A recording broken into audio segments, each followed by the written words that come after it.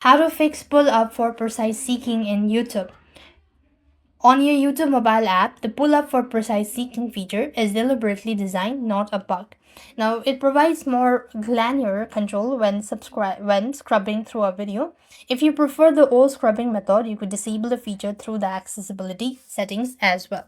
To do this, open up your YouTube application on your device and then tap on the profile initials and then click on the gear icon. After which, you want to make sure to scroll down and click on accessibility section.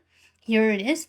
And when you go to the accessibility section, you want to make sure to toggle the button for accessibility player. When you do this, with the accessibility player enabled, tap on hide player control settings as well.